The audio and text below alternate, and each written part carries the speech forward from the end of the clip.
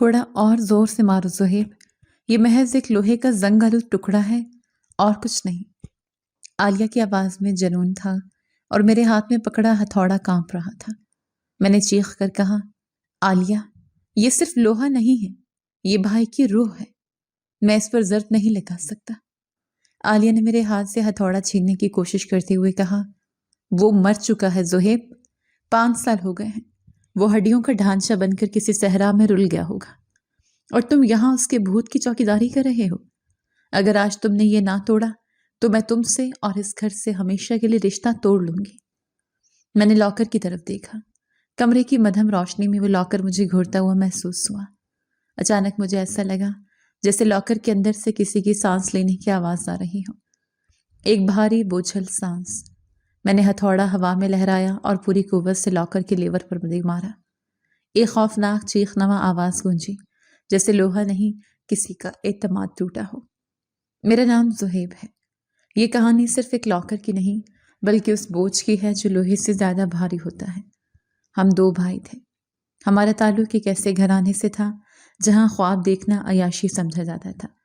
ابا کے انتقال کے وقت میں محض 7 سال کا تھا، جبکہ میرا بڑا بھائی باقی 17 برس کا۔ ابا کا سایہ سر سے اٹھا تو گھر کی چھت بھی کمزور لگنے لگی۔ اماں بیمار رہنے لگی اور ان کی دوائیوں کا خرچ روٹی سے زیادہ ہو گیا۔ اس عمر میں جب لڑکے ہاتھ میں کرکٹ بیٹ پکڑے، باقی بھائی نے گیراج کا میلا لباس پہن لیا۔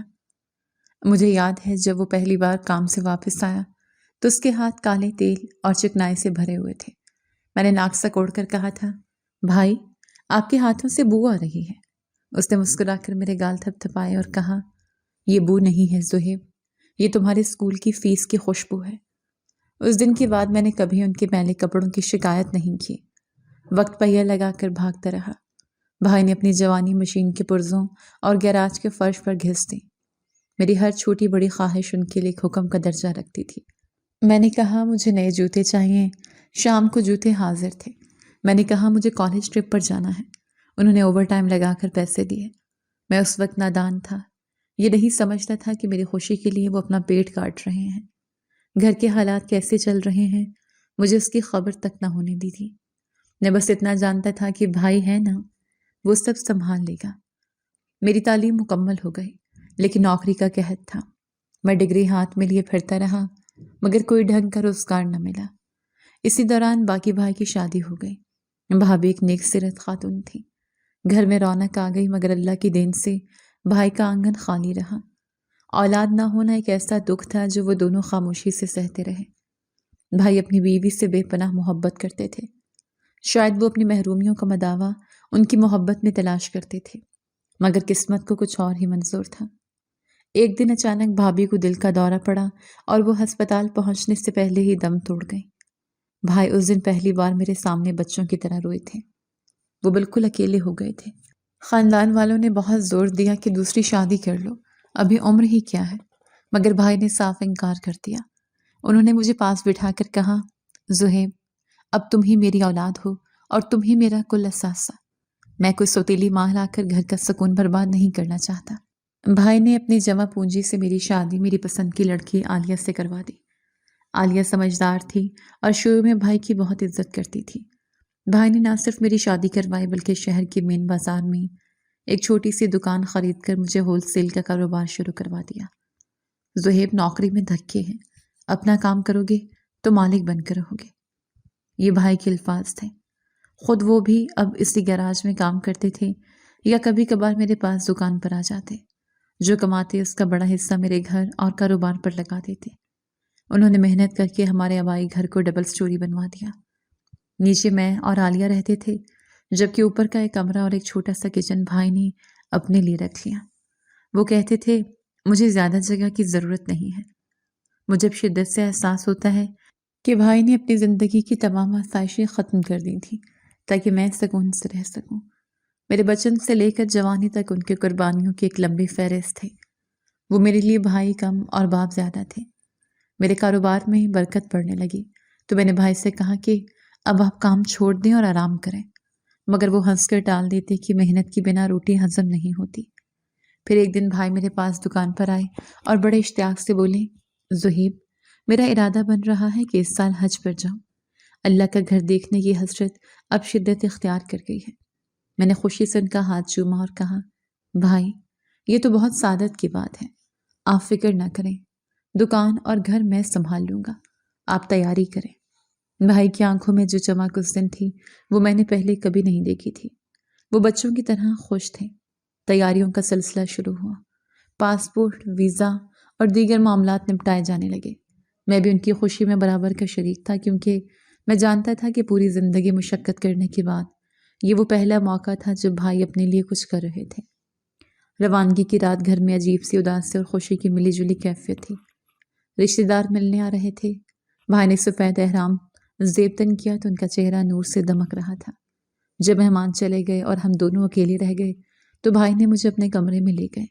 انہوں نے اپنی الماری سے ایک پرانا سا مضبوط سفری بیگ نکالا اور اسے میز پر رکھ دیا۔ پھر اپنی جیب سے ایک چھوٹی سی اسٹیل کی چابی نکالی۔ زہیب یہ چابی لو۔ ان کا لہجہ سنجیدہ اور بھاری تھا۔ میں نے چابی ہتھیلی پر رکھی اور سوالیہ نظروں سے انہیں دیکھا۔ یہ اس بیگ کے اندر موجود لاکر کی چابی ہے۔ اس بیگ میں میری زندگی بھر کی کمائی ہے۔ میرے پاس جو کچھ بھی تھا میں نے اس میں محفوظ کر دیا ہے۔ مجھے حیرت کا شدید جھٹکا لگا۔ بھائی نے تو سب کچھ مجھ پر لگا دیا تھا۔ میرا گھر، میرا کاروبار، میری شادی سب انہی کے دم سے تھا۔ ان کے اپنے تو نہ بیوی تھے نہ بچے، تو پھر یہ زندگی بھر کی کمائی کہاں سے آئی؟ کیا انہوں نے مجھ سے چھپا کر کچھ رقم جمع کی تھی؟ اور اگر کی بھی تھی تو کس لیے؟ کیا انہیں مجھ پر بھروسہ نہیں تھا، یا وہ اپنے بڑھاپے کے لیے خوف زدہ تھے؟ میرے ذہن میں کئی سوال ابھرے، مگر بھائی کی سنجیدگی دیکھ کر میں خاموش رہا۔ دیکھو زہیب، انہوں نے میرے کندھے پر ہاتھ رکھا، یہ صرف پیسہ نہیں ہے، یہ میری امانت ہے۔ اس بیگ کا بہت خیال رکھنا۔ جب تک میں واپس نہ ہوں اسے کھولنا مت، اور نہ ہی کسی کو اس کے بارے میں بتانا۔ میں واپس آ کر یہ چابی تم سے لے لوں گا۔ میں نے مضبوطی سے چابی مٹھی میں دبا لی اور کہا، بھائی آپ بے فکر رہیں، آپ کی امانت میرے پاس محفوظ رہے گی۔ جان دے دوں گا مگر اس میں خیانت نہیں کروں گا۔ بھائی نے مسکرا کر مجھے گلے لگا لیا۔ ان کے لمس میں ایک عجیب سا سکون اور الوداعی کیفیت تھی۔ اگلی صبح ہم ایئرپورٹ پر تھے۔ پورا خاندان چھوڑنے آیا تھا۔ جب بھائی لاؤنج کی طرف جانے لگے تو انہوں نے مڑ کر آخری بار میری طرف دیکھا۔ ان کی نظریں میرے چہرے پر نہیں بلکہ میرے ہاتھ پر تھیں، جہاں شاید بس چابی کا بوجھ محسوس کر رہے تھے جو میری جیب میں تھی۔ میں نے ہاتھ ہلا کر انہیں الوداع کہا۔ وہ گیٹ کے پار چلے گئے اور ہجوم میں گم ہو گئے۔ واپسی پر میں گاڑی چلا رہا تھا اور عالیہ ساتھ بیٹھی تھی۔ بھائی جان نے جاتے وقت کوئی خاص وصیت کی؟ عالیہ نے اچانک پوچھا۔ میں نے چونک کر جیب میں ہاتھ رکھا جہاں وہ چابی موجود تھی۔ نہیں، بس دعا کے لیے کہا ہے۔ میں نے جھوٹ بول دیا۔ مجھے لگا کہ یہ راز صرف میرا اور بھائی کا ہونا چاہیے۔ گھر پہنچ کر میں سیدھا بھائی کے کمرے میں گیا۔ وہ بیگ وہیں میز پر دھرا تھا۔ دیکھنے میں وہ ایک معمولی کالا بیگ تھا، مگر جب میں نے اسے اٹھانے کی کوشش کی تو میرے بازوؤں کے پٹھے کھنچ گئے۔ یہ حد سے زیادہ بھاری تھا۔ یا اللہ، اس میں ایسا کیا ہے؟ میں بڑبڑایا۔ میں نے اسے گھسیٹ کر اپنے بیڈ روم کی الماری کے سب سے خفیہ خانے میں رکھ دیا۔ رات کو جب میں سونے لیٹا تو مجھے بار بار ایسا لگتا جیسے وہ بیگ الماری کے دروازے پر دستک دے رہا ہو۔ میں نے کروٹ بدلی اور خود کو سمجھایا کہ یہ محض وہم ہے۔ بھائی خیریت سے حج کریں گے اور واپس آ کر اپنی امانت سنبھال لیں گے، مجھے کیا فکر۔ لیکن مجھے نہیں معلوم تھا کہ یہ چابی جو میری جیب میں ہے یہ لوہے کا ٹکڑا نہیں بلکہ میری زندگی کا سب سے مشکل امتحان بننے والی ہے۔ ایک ایسا امتحان جو میرے ضمیر، میرے صبر اور میرے رشتوں کو کرچی کرچی کر دے گا۔ دن گزرنے لگے۔ حج کا سیزن اپنے عروج پر تھا۔ ہم ٹی وی پر لائیو مناظر دیکھتے اور دعا کرتے کہ کہیں بھیڑ میں بھائی کا چہرہ نظر آ جائے۔ شروع کے چند دن تو رابطہ رہا۔ بھائی نے بتایا کہ وہ مکہ پہنچ گئے ہیں اور خیریت سے ہیں۔ ان کی آواز میں اللہ کا اطمینان تھا۔ پھر حج کے اہم ایام شروع ہوئے۔ عرفات کا دن گزر گیا۔ قربانی کا وقت آیا۔ میں انتظار کر رہا تھا کہ بھائی کا فون آئے گا اور وہ مبارکباد دیں گے، مگر فون خاموش رہا۔ میں نے خود نمبر ملایا تو نمبر بند جا رہا تھا۔ شاید نیٹ ورک کا مسئلہ ہو، وہاں رش بہت ہوتا ہے۔ میں نے عالیہ کو تسلی دی اور خود کو بھی، لیکن 2 دن گزر گئے، پھر 3 دن، رابطہ نہ ہو سکا۔ میرے دل میں بس سر اٹھانے لگے۔ خبروں میں حج کے دوران گرمی کی شدت اور بھگدڑ کی جھوٹی موٹی خبریں آ رہی تھیں، جنہیں سن کر میرا دل دہل جاتا۔ میں دکان پر بیٹھتا ہوئے دھیان موبائل کی اسکرین پر ہوتا۔ گھر آتا تو نظریں لینڈ لائن فون پر جمی رہتی۔ کیا ہوا زہیب، بھائی کا کوئی فون آیا؟ عالیہ روزانہ یہی سوال کرتی اور میں نفی میں سر ہلا دیتا۔ 5ویں دن بھائی کے ساتھ گئے ہوئے قافلے کے ایک اور حاجی صاحب کا فون آیا، ان کے گھر والوں کو۔ میں بھاگا بھاگا ان کے گھر گیا، ان سے پوچھی باقی بھائی کہاں ہیں؟ میں نے ان کے بیٹے سے منت کی۔ اس نے لاؤڈ سپیکر پر بات کی، چاچا جی باقی بھائی آپ کے ساتھ ہیں؟ دوسری طرف سے شور شرابے کی آواز آ رہی تھی، نہیں بیٹا، باقی تو منع میں ہم سے بچھڑ گیا تھا، ہم سمجھے وہ خیمے میں واپس آ گیا ہوگا، مگر وہ وہاں بھی نہیں تھا۔ ہم نے بہت ڈھونڈا مگر اس کا کچھ پتہ نہیں چل رہا۔ ہم نے وہاں کی پولیس اور گمشدہ افراد کے سینٹر میں بھی رپورٹ لکھوائی ہے۔ میرے پاؤں تلے سے زمین نکل گئی۔ بچھڑ گیا؟ لاکھوں کے مجمع میں میرا بھائی کہاں گم ہو گیا؟ نہیں وہ واپس آ جائے گا، اسے راستے کا پتہ نہیں چلا ہوگا، میں نے لرزتی آواز میں کہا۔ میں گھر واپس آیا تو میری حالت غیر تھی۔ میں سیدھا کمرے میں گیا اور الماری کا دروازہ کھلا۔ وہ بھاری بیگ وہیں پڑا تھا، اس کی موجودگی اب مجھے کاٹ رہی تھی۔ بھائی، آپ کو واپس آنا ہوگا، آپ اپنی یہ امانت میرے پاس ایسے نہیں چھوڑ سکتے۔ میں نے بیگ پر ہاتھ رکھا، وہ پہلے سے بھی زیادہ سرد اور بھاری محسوس ہوا۔ رات گہری ہو چکی تھی، باہر کتوں کے بھونکنے کی آوازیں آ رہی تھیں۔ میں وہیں فرش پر بیگ کے سامنے بیٹھ گیا۔ میرے ذہن میں بھائی کا مسکراتا چہرہ گھوم رہا تھا جب انہوں نے کہا تھا کہ میں واپس آ کر یہ چابی تم سے لے لوں گا۔ کیا وہ جانتے تھے کہ وہ واپس نہیں آئیں گے؟ کیا یہ کمائی میرے لیے تھی؟ نہیں، ایسا نہیں ہو سکتا۔ شیطان میرے ذہن میں وسوسے ڈال رہا تھا۔ ابھی تو امتحان شروع ہوا تھا، ابھی تو صبر کی وہ منزلیں آنی تھیں جن کا میں نے تصور بھی نہیں کیا تھا۔ بھائی کی گمشدگی صرف ایک بھائی کا کھو جانا نہیں تھا، بلکہ میری ذات کی ٹوٹ پھوٹ کا آغاز تھا۔ لاہور ایئرپورٹ کا ویٹنگ ایریا لوگوں کے ہجوم سے بھرا ہوا تھا۔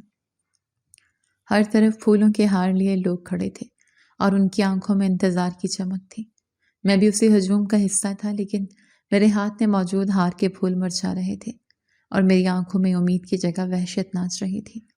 فلائٹ لینڈ کر چکی تھی، مسافر باہر آ رہے تھے، ہر کوئی اپنے پیاروں سے گلے مل رہا تھا، کہہ کے اور خوشی کے آنسو ایک ساتھ بہہ رہے تھے۔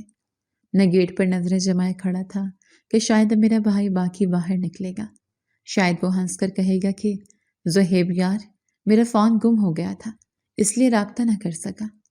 حاجیوں کا قافلہ باہر آتا رہا، میں ایڑیاں اٹھا اٹھا کر دیکھتا رہا۔ آہستہ آہستہ ہجوم چھٹنے لگا۔ وہ چہرے جو پہلے مانوس لگتے تھے اب اجنبی ہو کر اپنے گھروں کو لوٹ رہے تھے۔ میں نے بھائی کے ساتھ گئے ہوئے قافلے کے سربراہ سیٹھ حشمت کو پہچان لیا۔ میں دیوانہ وار ان کی طرف لپکا۔ سیٹھ صاحب، میرا بھائی باقی کہاں ہے؟ میں نے ان کا بازو پکڑ لیا۔ سیٹھ حشمت نے نظریں جھکا لیں، ان کے ساتھ ہی کھڑے باقی لوگ بھی خاموش ہو گئے۔ ان کی خاموشی میرے سینے میں خنجر کی طرح اتر گئی۔ بیٹا، ہم نے بہت ڈھونڈا، وہ عرفات کے میدان میں بچھڑا تھا اور پھر ہمیں نہیں ملا۔ ہم نے وہاں کی پولیس کو اطلاع دے دی تھی۔ ان کا لہجہ شرمندگی اور افسوس سے بوجھل تھا، لیکن وہ آپ کی ذمہ داری تھے۔ میں چیخ اٹھا، آپ کیسے اسے تنہا چھوڑ کر آ سکتے ہیں؟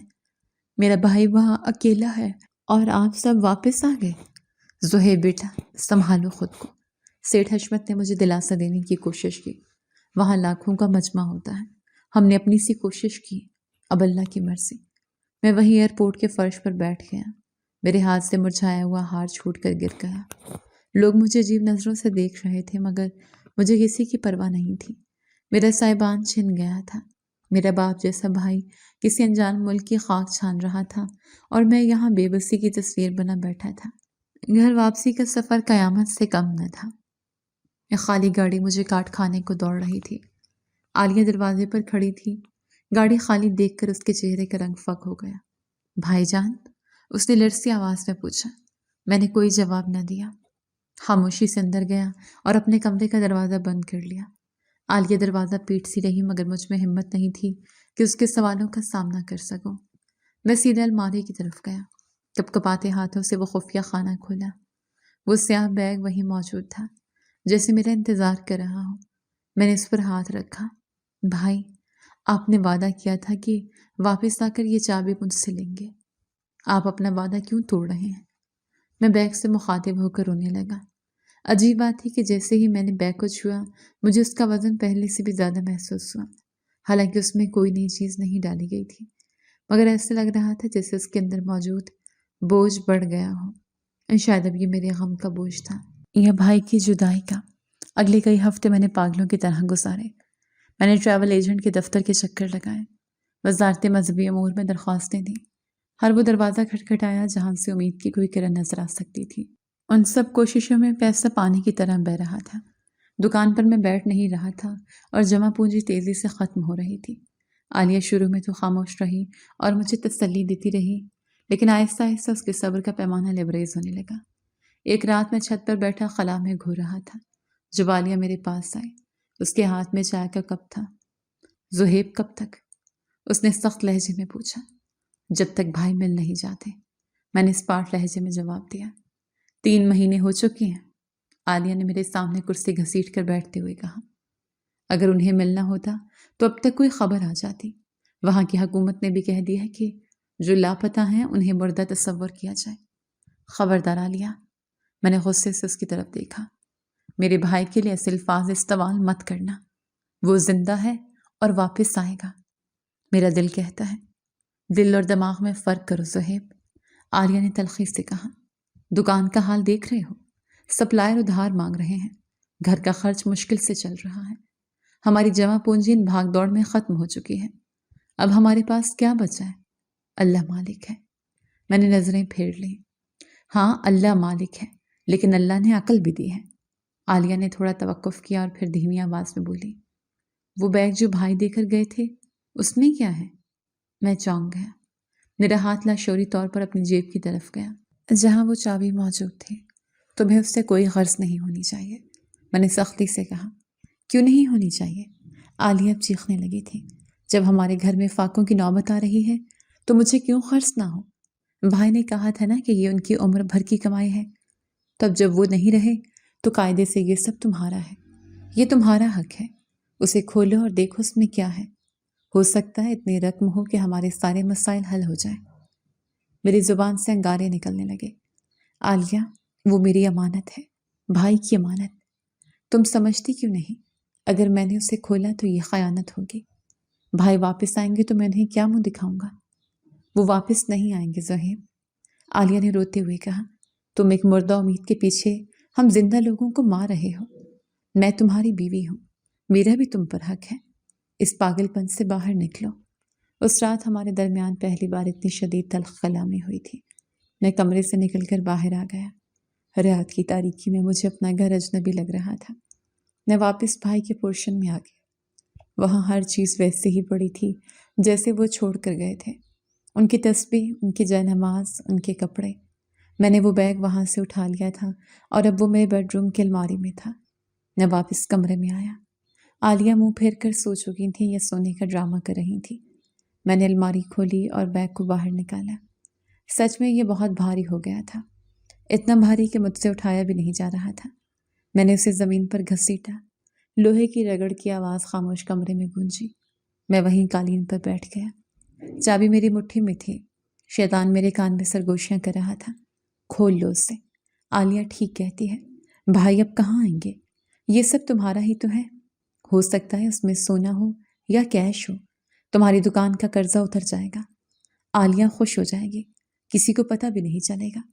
تم تھوڑا سا استعمال کر لو، باقی پڑا رہنے دینا۔ میں نے چابی کو لاکر کے سوراخ کے قریب کیا۔ میرے ہاتھ کانپ رہے تھے، میرا دل زور زور سے دھڑک رہا تھا۔ بس ایک معمولی سا جھٹکا اور یہ راز کھل جائے گا، میری مشکلات ختم ہو جائیں گی۔ اچانک بھائی کا چہرہ میری آنکھوں کے سامنے آ گیا۔ ان کی وہ مسکراہٹ جب انہوں نے کہا تھا، زہیب یہ میرا امتحان نہیں، یہ تمہارا امتحان ہے۔ میں نے جھٹکے سے ہاتھ پیچھے کھینچ لیے۔ چابی میرے ہاتھ سے گر گئی۔ نہیں، میں نے سر کو دونوں ہاتھوں میں دبا لیا۔ میں ایسا نہیں کر سکتا۔ میں بھوکا مر جاؤں گا لیکن بھائی کی امانت میں خیانت نہیں کروں گا۔ میں نے جلدی سے بیگ واپس الماری میں دھکیلا اور اسے بند کر دیا۔ اس رات مجھے شدید بخار ہو گیا۔ میں ساری رات ہذیانی کیفیت میں بھائی کو پکارتا رہا۔ دن مہینوں میں بدلنے لگے۔ میرا کاروبار جو کبھی بھائی کے نگرانی میں پھل پھول رہا تھا، اب دم توڑ رہا تھا۔ میں دکان پر جاتا تو میرا ذہن کہیں اور ہوتا، گاہک آتے اور خالی ہاتھ لوٹ جاتے۔ سپلائزر نے مال دینا بند کر دیا کیونکہ پرانی ادائیگیاں باقی تھیں۔ ایک دن دکان پر بیٹھا تھا کہ ایک پرانا سپلائر چودھری نواز آیا۔ زہیب میاں، تم اچھے بھلے کاروباری تھے، یہ کیا حال بنا لیا ہے؟ اس نے ہمدردی سے کہا۔ میرے پیسے کب تک دو گے؟ 2 ماہ ہو گئے ہیں چودھری صاحب، بس تھوڑی مہلت دے دیں، بھائی کے غم نے مجھے توڑ دیا ہے، میں نے عاجزی سے کہا۔ غم اپنی جگہ، کاروبار اپنی جگہ، چودھری نے کچھ سوچتے ہوئے کہا۔ سنا ہے تمہارے بھائی کافی مال چھوڑ کر گئے ہیں، حج پر جانے سے پہلے وہ اپنا سارا حساب کتاب صاف کر کے گئے تھے۔ ضرور انہوں نے تمہارے لیے کچھ رکھا ہوگا، اسے استعمال کیوں نہیں کرتے؟ میرے کان کھڑے ہو گئے، یہ بات چودھری صاحب تک کیسے پہنچی؟ ضرور عالیہ نے محلے کی عورتوں میں بات کی ہوگی۔ مجھے شدید غصہ آیا۔ چودھری صاحب، وہ امانت ہے، میں نے مختصر جواب دیا۔ ارے کیسی امانت میاں، اب تو سال ہونے کو آیا ہے، شریعت بھی کہتی ہے کہ گمشدہ شخص کی وراثت تقسیم ہو جانی چاہیے۔ تم خام خواہ خود کو اذیت دے رہے ہو۔ وہ چلے گئے مگر مجھے ایک نئی سوچ دے گئے۔ کیا واقعی میں غلط کر رہا ہوں؟ کیا شریعت مجھے اجازت دیتی ہے؟ گھر پہنچا تو عالیہ میرا انتظار کر رہی تھی۔ اس کے تیور بگڑے ہوئے تھے۔ آج مکان مالک آیا تھا کرائے کے لیے۔ اس نے سخت لہجے میں کہا۔ میں نے اسے ٹال دیا، لیکن وہ کہہ رہا تھا کہ اگر اگلے ہفتے تک کرایہ نہ ملا تو گھر خالی کر دینا۔ میں نے سر جھکا لیا، میرے پاس کوئی جواب نہیں تھا۔ زہیب میری بات مان لو۔ عالیہ میرے قریب آئی، اس نے نرمی سے میرا ہاتھ تھاما۔ میں تمہاری دشمن نہیں ہوں، دیکھو ہم کب تک ایسے رہیں گے؟ وہ لاکر کھولو، اس میں جو بھی ہے اسے نکالو اور اپنی زندگی سنوارو۔ بھائی بھی یہی چاہتے ہوں گے کہ تم خوش رہو، وہ تمہیں تکلیف میں دیکھ کر کبھی خوش نہیں ہوں گے۔ اس کی باتیں میرے دل پر اثر کر رہی تھیں۔ منطق اور دلیل کے سامنے میرا جذباتی دفاع کمزور پڑ رہا تھا۔ تم ٹھیک کہتی ہو، میں نے دبی ہوئی آواز میں کہا۔ شاید بھائی اب کبھی نہ آئے۔ عالیہ کی آنکھوں میں چمک آ گئی۔ تو پھر ابھی کھولو اسے، آج ہی یہ قصہ ختم کرو۔ میں اٹھ کھڑا ہوا، قدم بوجھل تھے۔ میں الماری کی طرف بڑھا، عالیہ بھی میرے پیچھے آئی۔ اس کی سانسیں تیز چل رہی تھیں۔ میں نے بیگ نکالا۔ آج یہ بیگ مجھے منووزنی لگ رہا تھا، جیسے اس نے زمین کے ساتھ اپنے قدم جھکا لیے ہوں۔ میں نے زور لگا کر اسے باہر کھینچا۔ چابی لاؤ، عالیہ نے بےتابی سے کہا۔ میں نے جیب سے چابی نکالی۔ اسٹیل کی وہ چھوٹی سی چابی مجھے آگ کی طرح گرم محسوس ہوئی۔ زہیب کھولو، عالیہ نے ترغیب دی۔ میں نے لاکر کی طرف ہاتھ بڑھایا۔ جیسے ہی چابی سوراخ میں لگائی مجھے ایک جھٹکا لگا۔ مجھے ایسا محسوس ہوا جیسے بھائی نے میرا ہاتھ پکڑ لیا ہو۔ میرے کانوں میں ان کی آواز گونجی، میری امانت کا خیال رکھنا زہیب۔ میں نے چیخ مار کر چابی نکالی اور دور پھینک دی۔ نہیں، ہرگز نہیں، میں چلایا۔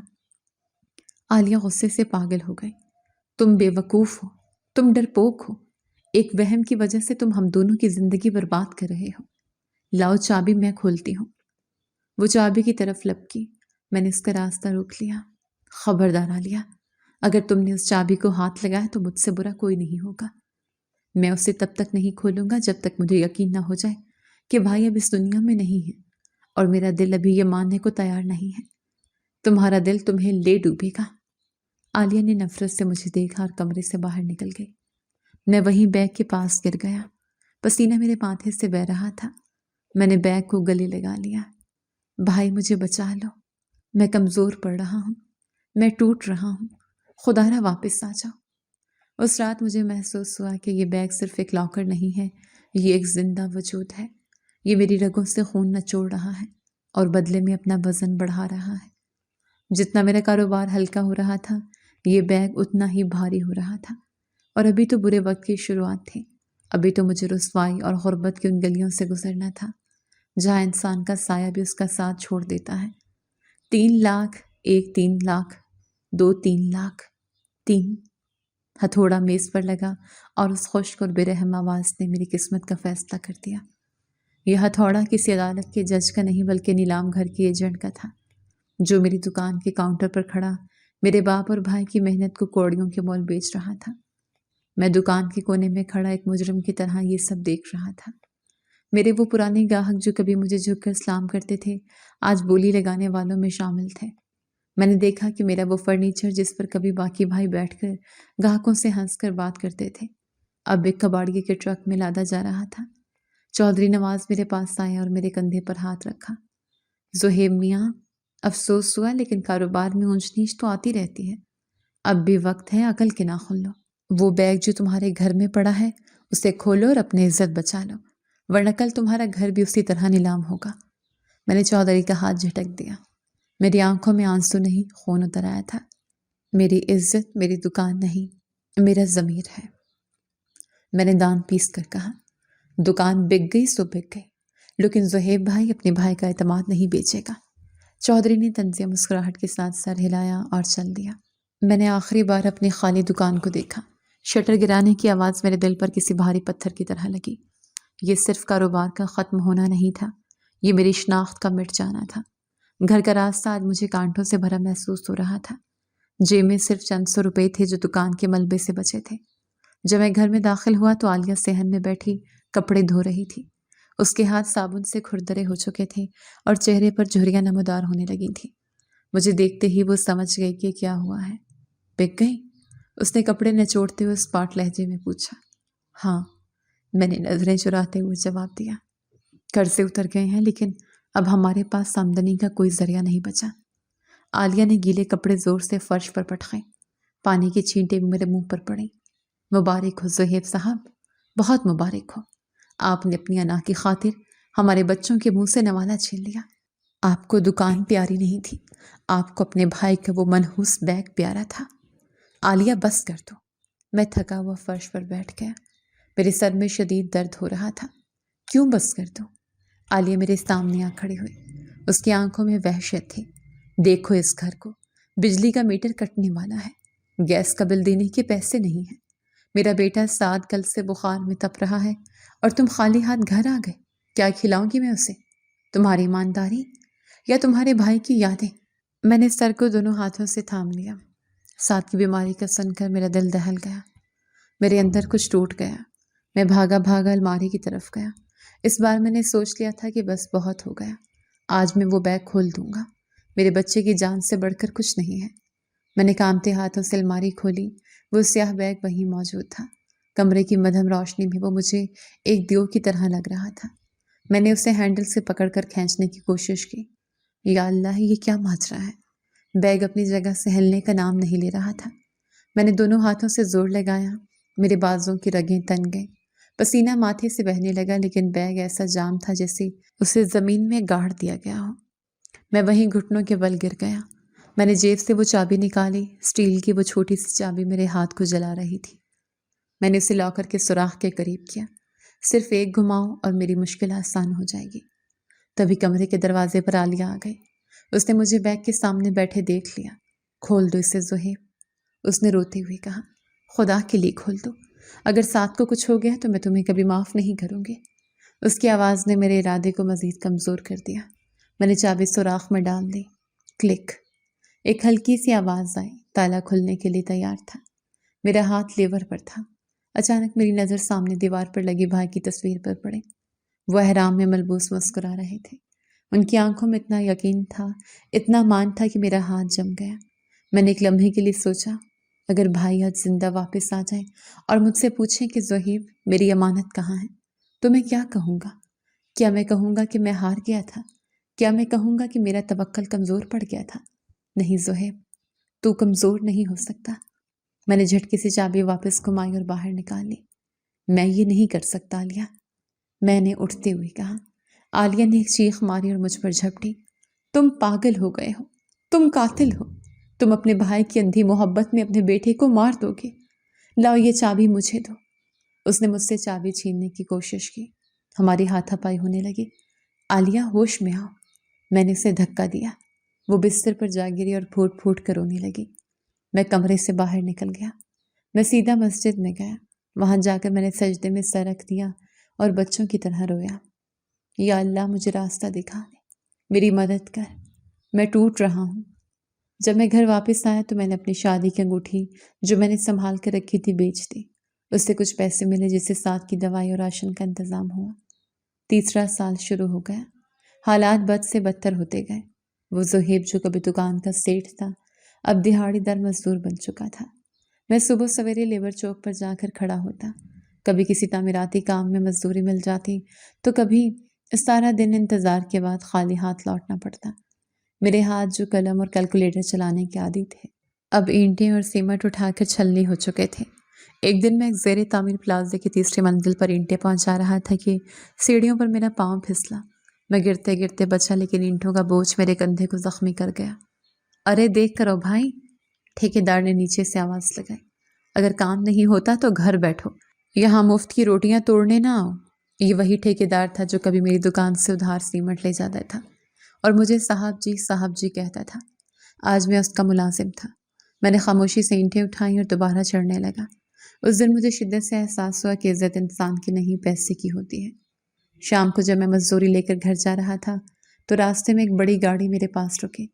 شیشہ نیچے ہوا تو اندر میرے چچا زاد بھائی عدنان بیٹھے تھے۔ زہیب، انہوں نے مجھے سر سے پاؤں تک دیکھا۔ میرے کپڑے سیمنٹ اور مٹی سٹے ہوئے تھے۔ یہ کیا حال بنا رکھا ہے تم نے؟ بس اللہ کی مرضی عدنان بھائی۔ میں نے زبردستی مسکرانے کی کوشش کی۔ یار تم تو بڑے بے وقوف نکلے، عدنان نے گاڑی سے باہر نکلتے ہوئے کہا۔ پورا خاندان باتیں کرتا ہے کہ تم ایک وہم کے پیچھے اپنی زندگی برباد کر رہے ہو۔ سنا ہے باقی بھائی کا لاکر اب بھی تمہارے پاس ہے، اس میں ضرور لاکھوں ہوں گے۔ اسے استعمال کرو اور کوئی ڈھنگ کا کام کرو۔ کیوں خاندان کی ناک کٹوا رہے ہو؟ خاندان کی ناک تو تب کٹے گی جب میں امانت میں خیانت کروں گا۔ میں نے نرمی مگر مضبوطی سے جواب دیا۔ تم نہیں سدھرو گے۔ عدنان نے سر جھٹکا اور گاڑی میں بیٹھ کر چلا گیا۔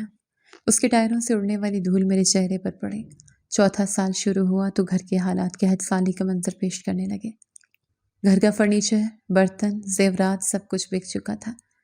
ہم اب فرش پر سوتے تھے۔ عالیہ اب لڑتی نہیں تھی بلکہ وہ خاموش ہو گئی تھی، ایک ایسی خاموشی جو شور سے زیادہ خوفناک تھی۔ وہ گھنٹوں خلا میں گھورتی رہتی۔ سعد اور چھوٹی بیٹی ثنا بھوک سے بلکتے تو وہ انہیں پانی پلا کر سلا دیتی۔ ایک رات شدید بارش ہو رہی تھی، چھت ٹپک رہی تھی، ہم سب ایک کونے میں سمٹے بیٹھے تھے، بچے بھوک سے رو رہے تھے۔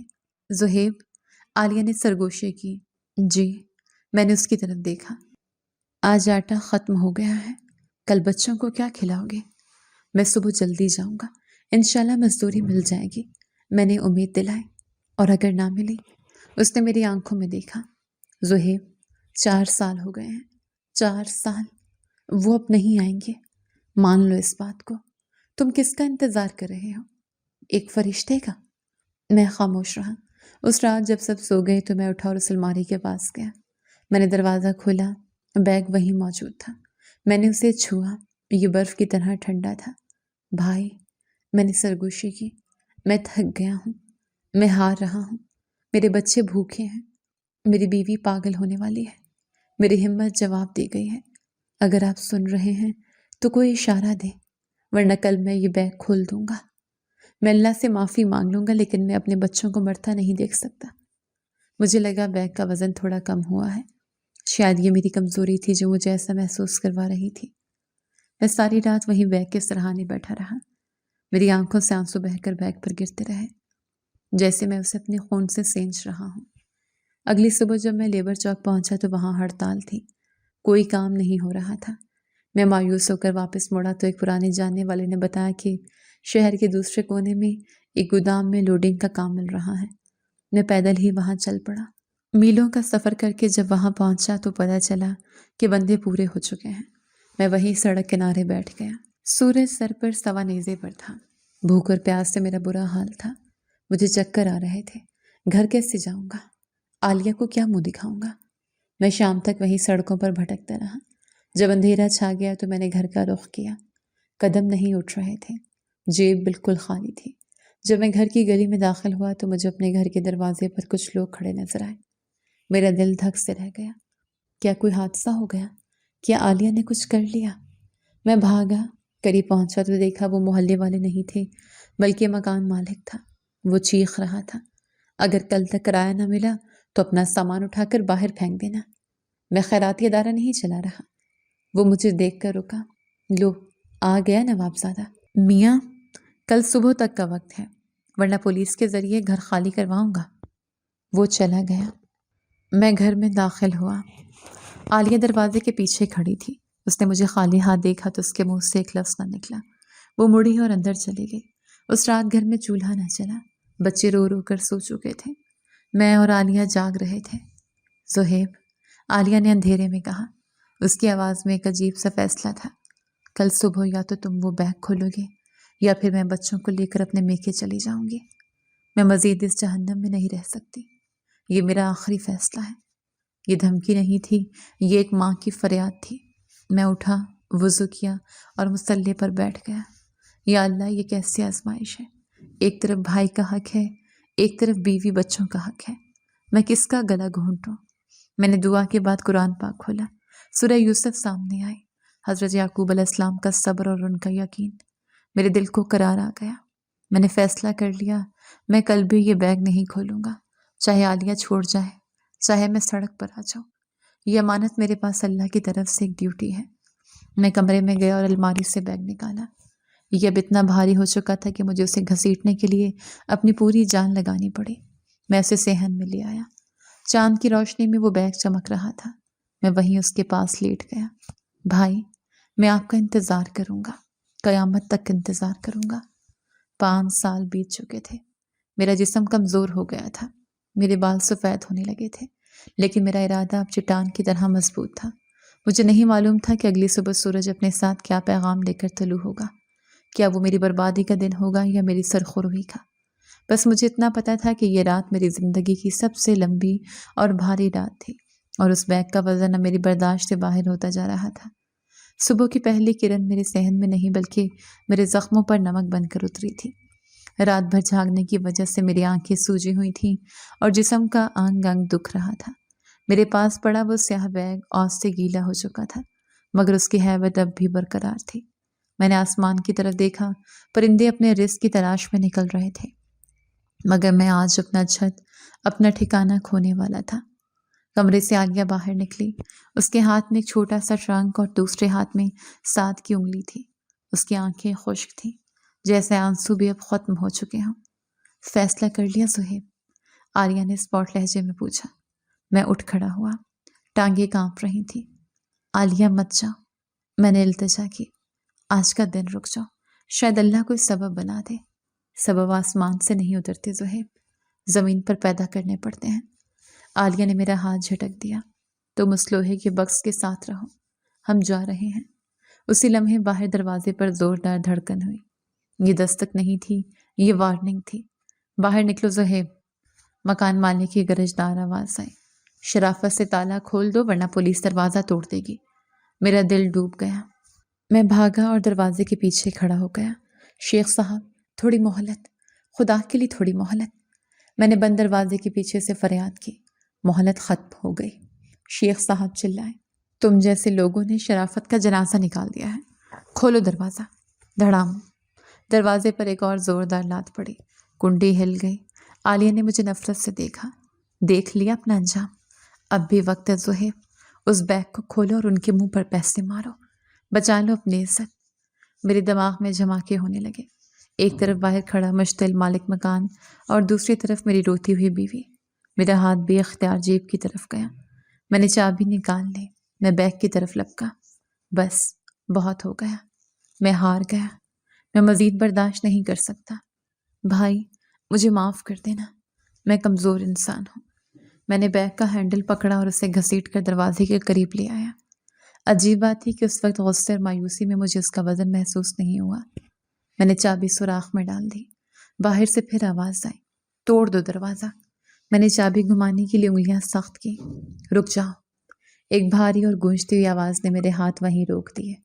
یہ آواز میرے ذہن کی نہیں تھی، یہ دروازے کے باہر سے آئی تھی۔ یہ شیخ صاحب کی آواز نہیں تھی۔ دروازے پر پڑنے والی ضربیں رک گئیں۔ باہر ایک عجیب سی خاموشی چھا گئی۔ کون ہے؟ شیخ صاحب کی آواز میں غصہ نہیں، حیرت تھی۔ میں نے چابی سوراخ میں ہی چھوڑ دی اور کان دروازے سے لگا لیے۔ میرا دل اتنا زور سے دھڑک رہا تھا کہ مجھے اپنی پسلیوں میں درد محسوس ہونے لگا۔ ہٹو پیچھے، اسی آواز نے دوبارہ حکم دیا۔ اس آواز میں ایک ایسا روپ تھا جسے میں 1000 سال بعد بھی پہچان سکتا تھا۔ میرے جسم میں بجلی گوندی۔ میں نے کانپتے ہاتھوں سے کنڈی کھولی۔ دروازہ آہستہ سے کھلا۔ سامنے سورج کی تیز روشنی تھی جس میں کھیولا کھڑا تھا، سفید داڑھی، چہرے پر سفر کی دھول، لیکن وہی سیدھا قد اور وہی شفقت بھری آنکھیں۔ بھائی، میرے منہ سے بمشکل نکلا۔ شیخ صاحب اور ان کے ساتھ آئے ہوئے 2 آدمی پیچھے ہٹ چکے تھے۔ عالیہ نے اپنے منہ پر ہاتھ رکھ لیا۔ اس کے ہاتھ سے ٹرنک چھوٹ کر زمین پر گر گیا۔ بھائی نے ایک نظر مجھے دیکھا، پھر عالیہ کو، اور پھر ان کی نظریں سیدھی اس سیاہ بیگ پر جم گئیں جس میں چابی لگی ہوئی تھی۔ وہ آگے بڑھے۔ شیخ صاحب کچھ کہنا چاہتے تھے مگر بھائی کے چہرے کا جلال دیکھ کر چپ ہو گئے۔ بھائی آپ؟ میں ان کے قدموں میں گر گیا۔ بھائی آپ زندہ ہیں؟ لوگ کہتے تھے آپ مر گئے ہیں۔ آپ کہاں تھے؟ 5 سال بھائی، 5 سال۔ میں زاروں قطار رو رہا تھا۔ میرے آنسو ان کے پیروں کو بھگو رہے تھے۔ مجھے یقین نہیں آ رہا تھا کہ یہ خواب نہیں حقیقت ہے۔ بھائی نے جھک کر مجھے کندھوں سے پکڑا اور اٹھایا۔ انہوں نے مجھے گلے نہیں لگایا بلکہ مجھے پیچھے ہٹایا اور سیدھا لاکر کی طرف گئے۔ میری امانت محفوظ ہے نا؟ یہ ان کے پہلے الفاظ تھے۔ میں ہکا بکا رہ گیا۔ 5 سال بعد واپسی، اور نہ حال پوچھا نہ بچوں کا پوچھا، سیدھا امانت کا سوال۔ جی، میں نے لرزتی ہوئی آواز میں کہا۔ میں نے ہاتھ بھی نہیں لگایا۔ آپ دیکھ لیں، چابی ابھی بھی لگی ہوئی ہے۔ میں بس کھولنے ہی والا تھا کہ آپ آ گئے۔ بھائی کے چہرے پر ایک مسکراہٹ ابھری، ایک پراسرار مسکراہٹ۔ انہوں نے چابی کو ہاتھ لگایا۔ کھولو اسے زہیب، انہوں نے حکم دیا۔ میں آگے بڑھا۔ میرے ہاتھ کانپ رہے تھے۔ میں نے چابی گھمائی، ٹک کی آواز آئی۔ میں نے لیور اٹھایا، ڈھکن کھل گیا۔ میرے منہ سے چیخ نکلتے نکلتے رہ گئی۔ لا کر نوٹوں کی گڈیوں اور سونے کے بسکٹوں سے بھرا ہوا تھا۔ اتنی دولت میں نے زندگی میں کبھی نہیں دیکھی تھی۔ عالیہ کی آنکھیں پھٹی کی پھٹی رہ گئیں۔ شیخ صاحب بھی گردن لمبی کر کے دیکھ رہے تھے۔ یہ سب کیا ہے بھائی؟ میں نے حیرت سے پوچھا۔ بھائی نے بیگ کا ڈھکن بند کیا اور میری طرف مڑے۔ تم جانتے ہو یہ لاکر دن بدن بھاری کیوں ہوتا جا رہا تھا؟ انہوں نے نرمی سے پوچھا۔ میں خاموش رہا۔ مجھے واقعی لگتا تھا کہ اس میں کچھ جنات کا سایہ ہے یا کوئی جادو ہے۔ وہ بولے، کیونکہ تمہاری آزمائش ہر دن مشکل ہوتی جا رہی تھی اور تم ہر دن خود کو روک رہے تھے۔ یہ سن کر میری آنکھوں میں پھر سے آنسو آ گئے۔ وہ بولے، اگر تم ایک دن بھی ہار جاتے تو یہ لاکر ہلکا ہو جاتا، لیکن تمہارا کردار ہمیشہ کے لیے گر جاتا۔ میں وہیں ان کے قدموں میں بیٹھ گیا۔ میرا سر ندامت اور خوشی کے بوجھ سے جھک گیا۔ بھائی، یہ پیسہ، آپ تو کہتے تھے آپ کے پاس کچھ نہیں ہے، پھر یہ سب کہاں سے آیا؟ اور آپ 5 سال کہاں رہے؟ حج پر کیا ہوا تھا؟ بھائی نے مجھے اٹھا کر چرپائی پر بٹھایا۔ شیخ صاحب اور محلے والے بھی اب خاموشی سے یہ ماجرا سن رہے تھے۔ زہیب، میں حج پر گم نہیں ہوا تھا۔ انہوں نے گہرا سانس لیا۔ میں اپنی مرضی سے روپوش ہوا تھا۔ روپوش؟ لیکن کیوں؟ عالیہ نے پہلی بار بولنے کی جرأت کی۔ بھائی نے عالیہ کی طرف دیکھا اور پھر میری طرف، کیونکہ مجھے اپنے بھائی کو بچانا تھا۔ زہیب، یاد ہے جب میرا کاروبار عروج پر تھا تو تم نے کیا کیا تھا؟ تم نے غریبوں کو دھتکارنا شروع کر دیا تھا۔ تم نے دکان پر آنے والے مانگنے والوں کو جھڑکنا شروع کر دیا تھا۔ تم بھول گئے تھے کہ یہ رزق اللہ کا ہے، ہمارا نہیں۔ میں دیکھ رہا تھا کہ پیسہ تمہارے اندر کا انسان مار رہا ہے۔ میں ڈر گیا تھا کہ میرے جانے کے بعد تم اس دولت کے نشے میں گمراہ نہ ہو جاؤ۔ میں شرمندگی سے سر جھکا گیا۔ مجھے یاد آیا کہ واقعی کاروبار کی چمک دمک میں مجھے خیرات دینا بوجھ لگتا تھا، اس لیے میں نے ایک منصوبہ بنایا۔ بھائی نے بات جاری رکھی۔ میں نے حج کا بہانہ نہیں کیا۔ حج تو میں نے کیا، لیکن واپسی پر میں نے اپنا راستہ بدل لیا۔ میرے پاس پہلے سے ورک ویزا موجود تھا۔ میں وہاں سے سیدھا دبئی چلا گیا اور وہاں ایک کنسٹرکشن کمپنی میں بطور فورمین کام شروع کر دیا۔ یہ 5 سال میں نے خون پسینہ ایک کر کے یہ سب کمایا ہے۔ لیکن بھائی، ہمیں بتاتے تو صحیح، ہم نے آپ کے غم میں کیا کچھ نہیں سہا۔ میں نے شکوہ کیا، اگر بتا دیتا تو یہ امتحان کیسے ہوتا؟ بھائی کی آواز بھاری ہو گئی۔ میں دیکھنا چاہتا تھا کہ تم میری غیر موجودگی میں میری امانت اور میری تربیت کی لاج رکھتے ہو یا نہیں۔ میں نے جان بوجھ کر تمہیں تنگ دستی میں چھوڑا، کیونکہ سونا آگ میں تپ کر ہی کندن بنتا ہے۔ مجھے پل پل کی خبر تھی کہ تم پر کیا گزر رہی ہے۔ کئی بار دل چاہا کہ سب چھوڑ کر آ جاؤں، تمہارے آنسو پونچھوں، لیکن مجھے تمہارا مستقبل عزیز تھا۔ بھائی نے بیگ کھولا اور نوٹوں کے گڈے نکال کر شیخ صاحب کی طرف بڑھائے۔ شیخ صاحب، یہ لیں اپنا کرایہ اور اس مکان کی قیمت۔ آج سے یہ گھر زہیب کا ہے۔ شیخ صاحب کے ہاتھ کانپنے لگے۔ وہ کچھ بول نہ سکے، بس سر ہلا کر چلے گئے۔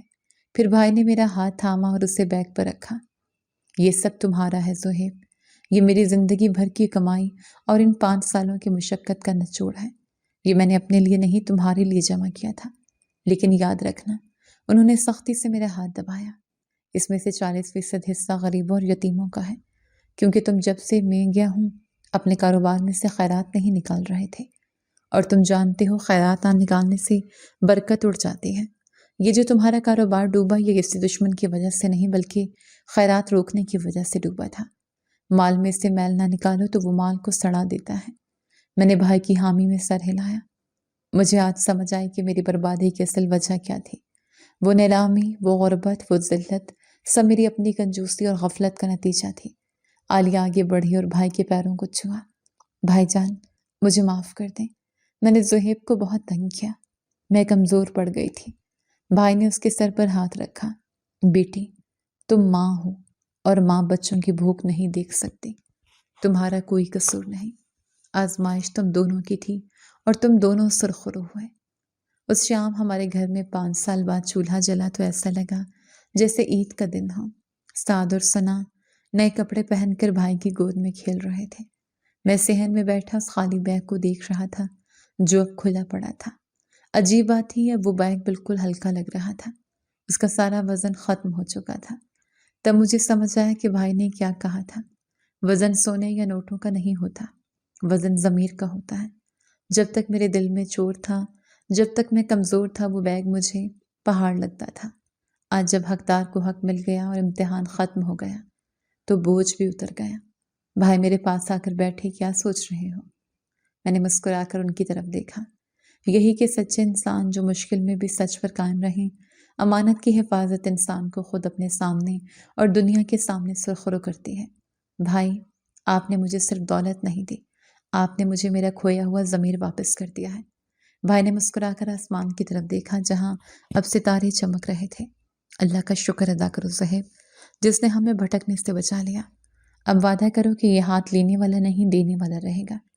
میں نے ان کے ہاتھ پر ہاتھ رکھ کر وعدہ کیا اور اس رات میں سکون کی ایسی نیند سویا جو مجھے پچھلے 5 سالوں میں نصیب نہیں ہوئی تھی۔